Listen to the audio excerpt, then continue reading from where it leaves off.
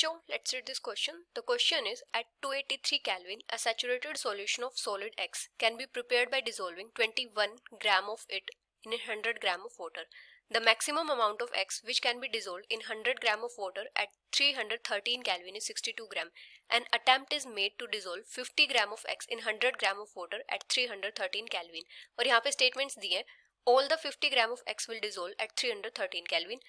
At 313 Kelvin, 29 gram of X will remain undissolved. Solubility of X decreases with increase of temperature.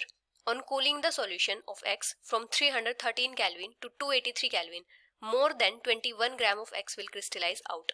Which of the above statements are correct? And the options are A and B, A and D, B and C, and A, C and D. तो यहाँ पे हमारा की concept क्या हो जाएगा? अगर हम बात करें सैचुरेशन की,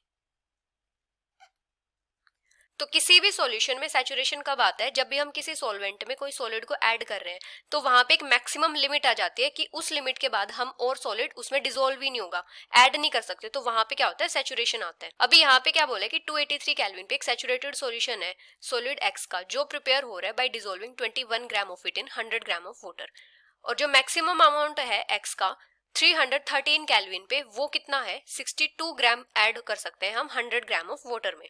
तो अगर हम 100 ग्राम ऑफ वाटर में 313 केल्विन पे 50 ग्राम ऑफ एक्स ऐड करेंगे, तो वो क्या हो जाएगा? कंप्लीटली डिसॉल्व हो जाएगा, क्योंकि यहाँ पे क्या है, जो सोल्यूबिलिटी लिमिट है वो कितनी है? 62 ग्राम है।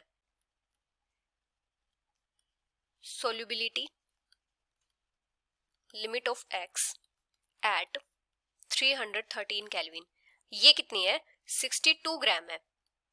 और हम कितना ऐड कर रहे हैं? हम ऐड कर रहे हैं 50 ग्राम इन 100 ग्राम वाटर एट 313 केल्विन। तो ये क्या होगा? कंप्लीटली डिसॉल्व हो जाएगा, विल डिसॉल्व एट 313 केल्विन, क्योंकि मैक्सिमम लिमिट कितनी है? 62 ग्राम है। 62 ग्राम के बाद हम और ऐड नहीं कर सकते हैं, लेकिन हमने यहाँ पे कितना ऐड किया है? 50 ग्राम, तो ये इजीली डिसॉल्व हो जाएगा। अभी क्या है, जो मैक्सिमम अमाउंट है एक्स का, वो हम कितना डिसॉल्व कर सकते हैं? 283 केल्विन पे 21 ग्राम। तो अभी 313 केल्विन पे हमने ऐड किया 50 ग्राम इन 100 ग्राम वाटर, और इसको हमने कूल किया 283 केल्विन तक। अभी 283 केल्विन पे जो मैक्सिमम लिमिट थी वो कितनी थी? 21 ग्राम कैन बी डिसॉल्व्ड। तो यहां पे क्या होगा? 21 ग्राम तो डिसॉल्व हो जाएगा, जो रिमेनिंग होगा वो सेपरेट आउट हो जाएगा। तो 50 ग्राम में से 21 ग्राम तो डिसॉल्व हो गया, बचेगा कितना? 29 ग्राम। ये क्या हो जाएगा? सेपरेट आउट हो जाएगा,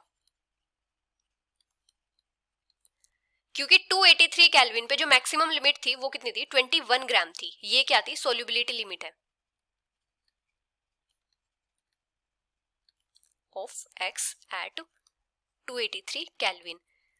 हमने इस टेम्परेचर पे 50 ग्राम ऐड किया, तो ये इजीली डिसॉल्व हो गया। लेकिन जब हम टेम्परेचर कम करेंगे, इसको कूल करेंगे 283 केल्विन तक, तो यहाँ पे जो मैक्सिमम लिमिट है वो कितनी है? 21 ग्राम है। 21 ग्राम के बाद ये डिसॉल्व ही नहीं होगा, यहाँ पे क्या आ जाएगा? इसका सैचुरेशन पॉइंट आ जाएगा। तो इसके बाद ये क्या होगा? सेपरेट आउट हो जाएगा। तो जो 29 ग्राम है एक्स, वो सेपरेट आउट हो जाएगा।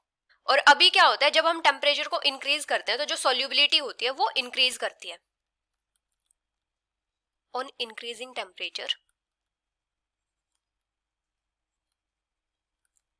solubility